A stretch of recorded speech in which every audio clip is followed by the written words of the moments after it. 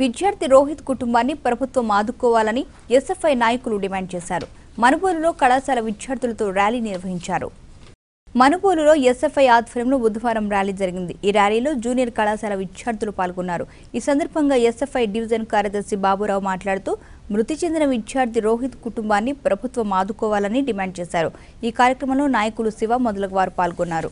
రాష్ట్రవ్యాప్తంగా కూడా అన్ని విద్యాసంఘాలు కూడా ఐక్యరాజ్య కమిటీ చేసుకొని ఈరోజు బంద్కు పిలిపించడం జరుగుతోంది. ఇది ప్రధానంగా కేంద్ర కమిటీ తీసుకున్న నిర్ణయాలను వ్యతిరేకిస్తూ ఈరోజు బంద్కు పిలుపునిస్తా ఉన్నాము. దీనికి ప్రధానంగా హైదరాబాద్లో సెంట్రల్ యూనివర్సిటీ వేముల రోహిత్ మృతి కారణాలు వెంటనే శిక్షించాలని, అదేవిధంగా ఇంతవరకు కూడా దాదాపు 14 రోజులై చనిపోతా ఉన్నా కానీ ఇంతవరకు కేంద్ర కమిటీ పట్టించుకోకుండా కారకులను శిక్షించలేదని చెప్పి ఈరోజు పిలుపునిస్తా ఉండడం జరుగుతూ ఉంది.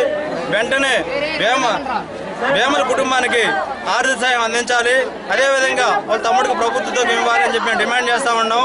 ప్రధానంగా శృతి ఇంద్రాని అదేవిధంగా దత్తాత్రేయని కేంద్ర మంత్రులు వెంటనే సస్పెండ్ చేయాలని చెప్పి సందర్భంగా తెలియజేస్తా ఉన్నాము. ప్రధానంగా ఈరోజు కేంద్ర కమిటీ తీసుకుంటున్న నిర్ణయాలను కూడా యూనివర్సిటీలో పిల్లలు చనిపోతా ఉన్నారు. మొన్న చెన్నై ఈ 3 కాలేజీల్లో కూడా యూనివర్సిటీలో ఎందుకు చనిపోతున్న పిల్లలని చెప్పి మేము ఖండిస్తా ఉన్నాం. ఇలాంటివి మళ్ళీ పునరుద్ధం కాకుండా చూడాల్సిన బాధ్యత ప్రభుత్వం మీద ఉందని చెప్పి సందర్భంగా తెలియజేస్తా ఉన్నాము.